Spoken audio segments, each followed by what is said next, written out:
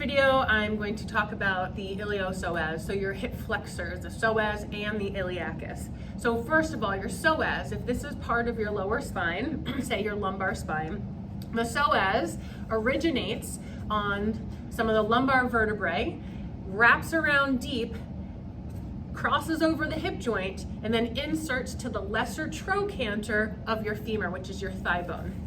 And then we have your pelvis, right? If this is half of your pelvis, the iliacus rests inside the top of the ilium, that arched bone that's kind of like, looks like the wing of a butterfly.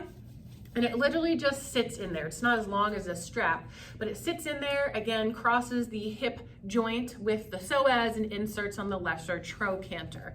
So one of the bony prominences on the inside and at the top of the head of your thigh bone, your femur.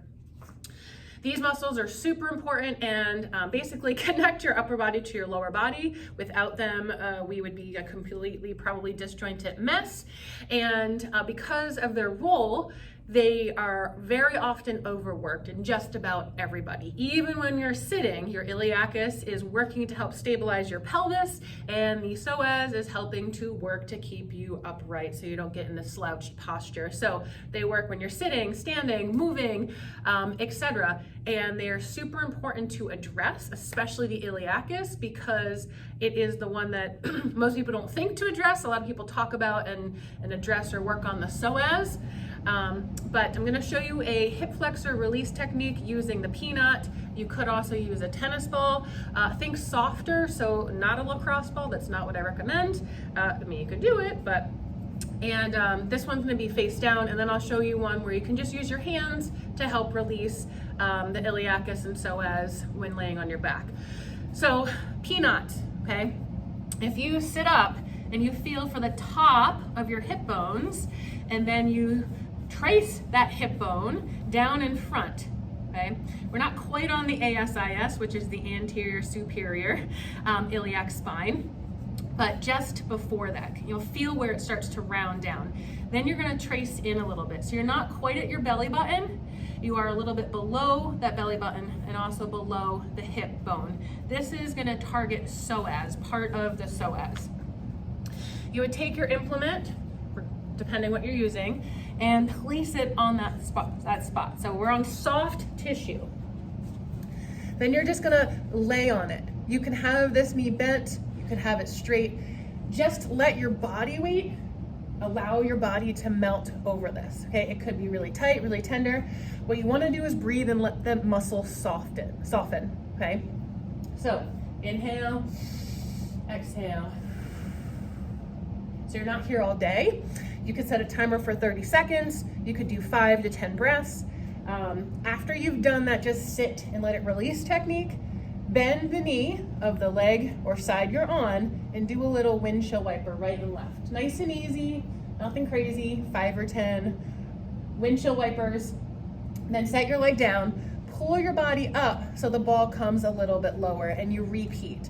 You're gonna relocate 3 times. We start a little higher, and each time it's gonna get a little lower. So you can see where I was at, okay? If psoas is here, I go a little lower, I'm closer to the iliacus. This is more inside, pressing some inside my hip bone, and then down even a little bit lower, still along that hip bone, okay? Not pressing on the bone, but if you're scooping inside of it, if this is your ilium, okay, and that muscle is here, we're kind of pressing right inside here. So it's getting a little bit of those fibers. You would do both sides. Then a great thing to do, even though this is not related directly to hip flexor, is to flip over and release your glutes. Now, to do this on your back using your hands, okay, you just lay down with your knees bent so that your hip flexors can be relaxed. Again, if we're finding top of hip bone, you want to trace around. So we're not directly on the side top of the ilium, okay? You're just moving towards the front of the hips a little bit. And then you could do both sides at the same time or one side at a time, but you're going to take the pads of your thumbs or your fingers and you're just hooking in around your hip bone. And you're just going to hold it and breathe. Again, think about, actually not 5 breaths this time, think about 10 breaths. And see if you can feel or notice the tension and how the muscle softens, okay? If you want to set a timer, say 30 seconds to a minute and a half, to really allow your body to realize, hey, I'm in a safe position.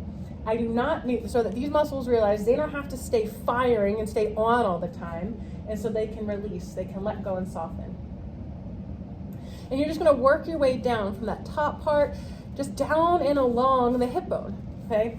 So I don't have a hip model here that you can see directly, but again, hip bone, and I'm just working down in along it. And there are some tender spots there, okay? So it'd be interesting to see what you find, but again, this is super important, and you're gonna wanna do both sides.